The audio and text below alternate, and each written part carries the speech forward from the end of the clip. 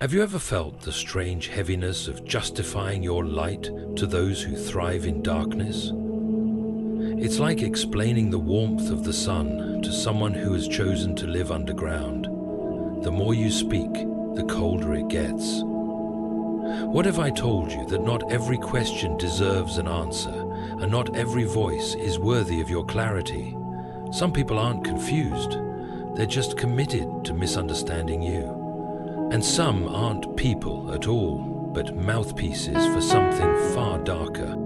There is a deep danger in living for the understanding of others, especially when those others are not walking in the light. It is a subtle danger, not always seen in grand betrayals or harsh words, but in the quiet erosion of spiritual clarity. When you constantly feel the need to explain yourself, to defend your heart, your calling, your decisions, to people who have no intention of listening, you begin to shift your focus from God's voice to theirs. And it is in that shift where something sacred is lost. You see, not everyone is meant to understand you. In fact, there are some who cannot understand you, not because they are unintelligent or distant, but because the spirit that governs their perspective is not aligned with the spirit of truth. When someone is operating from a place of bitterness, jealousy, or pride, the ears of their soul are closed. No matter how clear your words, no matter how pure your motives, they will not hear what is true. And the more you try to make yourself understood by such hearts, the more you lose the sense of who you are before God. The desire to be understood is human. It's a longing born in the garden when man walked with God and nothing was hidden. But once the fall came, misunderstanding entered the world like a shadow. Since then, we've wrestled to be seen and known, but often we reach for that affirmation from the wrong hands. When you find yourself constantly justifying your spirit to someone who consistently twists your words or questions your heart, you must stop and ask, is this really a conversation with them or a distraction from Him? Spiritual clarity comes from quiet communion with God, from knowing who you are, not because people agree with you, but because heaven has already spoken. But when you seek that clarity from people who have no fellowship with God, you place your spiritual compass in their hands. And if those hands are influenced even subtly by darkness, they will always lead you into confusion. What was once clear in the secret place becomes muddied in the court of public opinion. What once burned in you with holy conviction becomes diluted by the need to explain yourself to those who will never carry the weight of your calling. God never required you to be understood by everyone. In fact, being misunderstood is often a sign that you are walking in truth. Light exposes, light offends. Light makes those hiding in shadows uncomfortable. When the light in you awakens irritation in others, it's not always because you're wrong. It may be because something in them resists the truth you carry. And still, we explain. Still, we defend. Still, we hope that maybe, just maybe, if we say it the right way, they will finally see. But what if they are not meant to see? What if God has hidden you from them for a reason? The enemy is subtle. He doesn't always attack with lies. Sometimes he attacks by inviting you into endless arguments. He doesn't need to destroy you outright if he can simply distract you, keep you talking, keep you defending, keep you wasting your strength trying to convince hearts that are not seeking truth but control. Not every listener is a learner. Not every question comes from a sincere heart. And when the spirit behind the conversation is not aligned with God, the entire exchange becomes spiritual noise. You were not made to live in reaction to the misunderstanding of others. You were made to live in response to the voice of your Father. There is a strength that grows in silence, a peace that forms when you release the need to explain and simply walk in obedience. Let your clarity come from Him, and your rest will follow. Discernment is not a gift to admire from afar, nor a rare talent reserved for a select few. It is a necessity for any soul desiring to walk in truth. For not all who speak to you are truly speaking to you. Words can be smooth, tones can be gentle, even smiles can be warm, but there are times when what stands before you is not a person in their fullness, but a voice being used by another. This is not a thought to breed fear or suspicion, but a sobering reminder that spiritual realities often wear human faces. There are moments when a conversation feels strangely heavy, where confusion clings to every word spoken, even when the topic seems harmless. You walk away from that exchange unsettled, questioning what you once knew with peace. There is no logical explanation for this disruption. You weren't corrected in truth. You were pierced by something else. That something else often comes dressed in polite criticism, veiled concern, or subtle mockery, but its goal is the same: to pull you out of alignment with God's voice and into a place of self-doubt. And it rarely sounds like a demon, it sounds like a friend, a mentor, a family member, or even a stranger whose words suddenly carry a strange weight. To discern the spirit behind the person is not to hate the person, nor to judge them. It is to understand that people can speak from places that are not governed by God. It is to recognize when manipulation is cloaked in wisdom, or when accusation disguises itself as honest feedback. The enemy does not always roar. He often whispers through familiar lips. Just as truth can pass through a yielded vessel, deception can pass through an unaware one. Many are not aware that their words are carrying harm. Many have no idea they are being used as tools of discouragement or distraction. But ignorance does not remove impact. A sword still cuts, even if the hand holding it doesn't know what it's doing. Jesus faced this very thing. When Peter, one of his closest followers, rebuked him for speaking of his coming suffering, Christ did not affirm the concern. He addressed the spirit behind it. "Get behind me, Satan," he said, not because Peter was a demon, but because in that moment Peter's words were aligned with the enemy's agenda rather than God's. This is how subtle it can be. Love and loyalty do not exempt someone from becoming a vessel for wrong influence. This is why discernment must be sharp. This is why explanations must be measured. For you are not always speaking to the person in front of you. Sometimes you are being lured into a debate with the very spirit you've been called to overcome. You will know them by the fruit of their words, not just what they say, but what happens in your spirit after they say it. Do their words lead you toward repentance, clarity, humility, or do they leave you spinning, anxious, diminished? Do you feel pulled into truth or pushed into performance? The Holy Spirit convicts, but never condemns. The enemy, when hiding behind someone else's voice, always seeks to accuse and disorient. He thrives in half-truths, in twisted logic, in spiritual guilt. And if you try to explain yourself to such a presence, you will find yourself drained and doubting, wandering in circles rather than walking in peace. Discernment allows you to step back, to pause and ask, is this really a conversation worth having? Or is this a trap dressed as concern? Wisdom does not engage every voice. Wisdom sometimes walks away. To know when to speak and when to be silent is not weakness, it is spiritual maturity. And when your heart is firmly rooted in God's truth, the voices of confusion will grow quieter, not because they stop speaking, but because they no longer hold your attention. There is a strange and powerful dignity in silence, especially when that silence is not born of fear, but of authority. One of the most misunderstood acts in the life of Jesus was not a miracle or a sermon. It was his silence before his accusers. He stood before kings, priests, and false witnesses, and when asked to defend himself, he said nothing. Not because he lacked truth, not because he could not speak, but because he knew some moments do not deserve a response. There are times when explanation is not only useless, it is a trap. The world trains you to speak quickly. God can. Your identity is not something you earn through good arguments or polished explanations. It is given, it is spoken. Before the foundation of the world, God already called you, chose you, shaped you.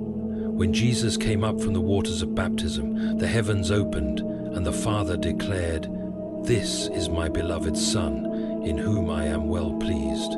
This was said before he preached a sermon, healed a leper, or calmed a storm. His identity was not proven by his performance, it was confirmed by the Father's voice. In contrast, consider how the enemy approached him in the wilderness. The very first temptation was aimed not at his appetite, but at his identity. If you are the Son of God. That is always the enemy's strategy, to plant doubt where God has already spoken truth. And it is in that moment that many fall into the trap of trying to prove what should simply be believed. But Jesus didn't debate. He didn't launch into explanations. He stood on what had already been declared. That is how you must learn to walk, not in reaction to doubt, but in agreement with truth. When you know who you are in God, you no longer feel the urgency to be validated by those who misunderstand or oppose you. You recognize that no amount of explaining will awaken someone who is spiritually asleep, nor will it soften a heart that has been hardened by pride, envy, or fear. You stop seeking peace in human approval because you've already found peace in divine acceptance. You stop explaining yourself to demons in people because you recognize that your identity does not depend on their understanding. This is not arrogance, this is alignment. This is what happens when you live from the center of God's affirmation rather than the edges of people's opinions. You become rooted, you become steady, you begin to speak less and listen more, not because you are unsure, but because you are no longer insecure. You are no longer compelled to justify every step, every choice, every word. You simply walk in the identity that God has given you, knowing it cannot be taken, altered, or diminished by any voice that does not come from the throne. There is a moment in the life of every believer when the temptation to explain, justify, and defend becomes so intense that it feels like silence might be mistaken for guilt or fear. And yet, it is precisely in this moment that wisdom demands a retreat, not out of cowardice, but out of a deep understanding that explanation is not always a ministry. Sometimes it is a trap. There is a line between dialogue and entanglement, between clarity and captivity. And that line is often crossed when you allow yourself to be lured into debates with those who are not seeking truth, but conflict. Demonic influences thrive in such spaces, not necessarily through fire and thunder, but through subtle, calculated chaos. You recognize this tactic when you find yourself repeating the same explanations to the same people who never actually listen. You notice it when your words are constantly reinterpreted, twisted, or thrown back at you with clever distortions. What is being asked of you is not clarity, it is surrender. Not surrender to understanding, but to weariness. The enemy knows that if he can't destroy you outright, he can drain you slowly, pulling you into exhausting cycles of justification, where your peace becomes the cost of the conversation. You're not arguing with a mind. You're wrestling with a spirit, and spirits don't tire like people do. They press, they accuse. When Jesus stood before Pontius Pilate, he offered very few words, not because he lacked wisdom, but because he saw through the man to the spirit manipulating the moment. Pilate was not seeking truth. He was looking for an escape, a loophole, a way to appease the crowd. Jesus could have given a sermon that silenced everyone, but he chose stillness. He He chose the greater battle, obedience over explanation. He knew the fight was not for reputation, but for purpose. He was not trying to win the argument, he was fulfilling the assignment. That distinction changes everything. There are times when responding is actually a form of surrender, when you explain yourself to people under demonic influence, people whose hearts are hardened, whose ears are closed, whose spirits are infected with bitterness, envy, or control. You step into their game. You think you are being kind, patient, thorough, but in reality, you are throwing pearls before swine, and they will trample both your words and your spirit without a second thought. They are not asking for light. They are hunting for weakness. They don't want to understand you. They want to reduce you. And the more you speak, the smaller you feel. The trap lies in thinking that more words will change a hard heart. But words are seeds, and the soil determines the harvest. When the heart is rocky, resistant, or possessed by malice, even the best explanation withers. This is why discernment is more valuable than eloquence. Knowing when to speak and when to be silent is not just social intelligence, it's spiritual warfare. It means you understand that not all dialogues are doors. Some are snares, some are disguised as conversations, but are actually assignments sent to destabilize your purpose. It is not your job to convince demons of your goodness, your calling, or your integrity. They already know who you are. That's why they attack. Their goal is not to understand you, but to shake you, to distract you from the quiet voice of God and pull you into the noisy crowd of accusation. When you realize this, silence becomes your sword. You begin to see that not answering is sometimes the most powerful answer of all. Because you are not just protecting your time, you are preserving your anointing. You are not just walking away from an argument, you are walking toward your assignment with peace intact and authority unshaken. There is a kind of clarity that only comes when you stop defending what God has already established. The more you walk with Him, the more you learn that peace is not found in making everyone understand. It is found in knowing that He understands. When you carry a calling, a vision, a truth that comes from heaven, it will often be misunderstood on earth.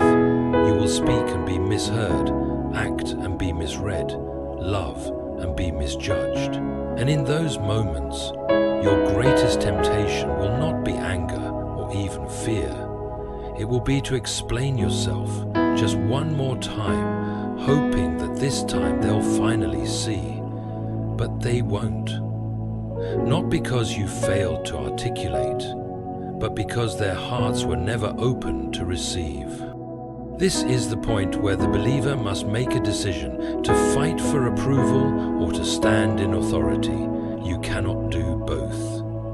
Authority comes from alignment with God's voice. Approval often comes from compromising that voice to fit the preferences of people. When you stop explaining yourself to demons in people, you are not being proud, you are being obedient. You are recognizing that your calling is not a community project. It does not need votes, it does not need consensus. It needs faith, courage, and silence in the face of confusion. What the enemy fears most is a person who no longer depends on external affirmation.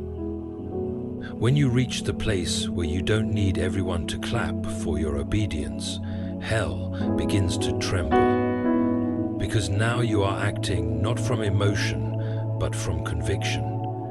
You are no longer distracted by the noise around you, and your ears are tuned to the whisper of the Spirit. That is dangerous. That is where miracles happen. That is where destiny unfolds. One of the enemy's strategies is to disguise his voice in the tone of concern. He will send people who seem loving but speak doubt. They'll ask questions that appear thoughtful but carry the weight of suspicion. They'll sound wise, even spiritual, as they chip away at the thing God told you in secret. And if you don't recognize it, you'll start editing your obedience to make it more palatable. You'll soften your message, adjust your pace, dim your light, all because someone didn't understand your fire. But that fire wasn't given to them, it was given to you. To protect it, you must sometimes walk alone. Not because you are above others, but because you refuse to be pulled beneath your purpose. The moment you stop explaining yourself to those who mock, doubt, or distort what God is doing in you, you reclaim the strength to move forward without apology. You realize that your assignment is holy, and not everyone has the right to speak into it. Not every opinion deserves a response. Not every question deserves an answer. Not every relationship deserves access to your innermost resolve. This is not about cutting people off. It is about setting the spiritual boundaries that keep your soul aligned with heaven. It is about preserving your peace, because peace is not just a feeling, it is a weapon. When the enemy can't shake your confidence, he'll try to steal your peace. And one of his favorite tools is unnecessary explanation. Every time you re-explain what God already affirmed, you chip away at your own clarity. But when you remain still, rooted, unmoved, even as misunderstanding surrounds you, you become like a tree planted by the water. Storms may howl, but your leaves will not wither. There is a quiet authority in knowing who sent you and what you were sent to do. That authority does not argue with shadows. It does not debate with noise.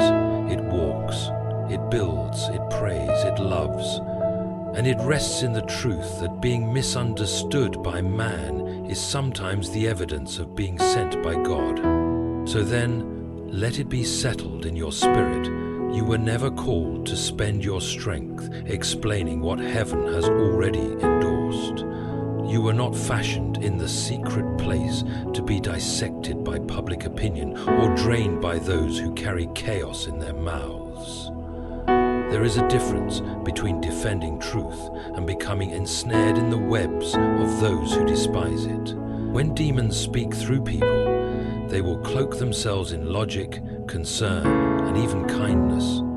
But their aim is always the same: to pull you from your purpose, to dim your flame, to make you question what you already know. God has spoken. There comes a time when your silence is not weakness, but wisdom. When walking away is not pride, but preservation. When the refusal to explain is not rebellion, but reverence for the one who called you. Not everyone deserves a seat at your table. Not everyone can interpret your vision. Not everyone is meant to walk with you, and that is not your burden to fix, clarify, or defend. Your burden is light, because it rests on His. So, protect your peace, guard your fire, walk boldly in what God has whispered, and when they come asking you to explain what the Spirit birthed in you, smile, bless them, and keep walking. Because you are not here to make sense to demons hiding in human faces. You are here to obey God, to carry light, and to finish your race without apology. That is your calling. That is your answer. That is enough.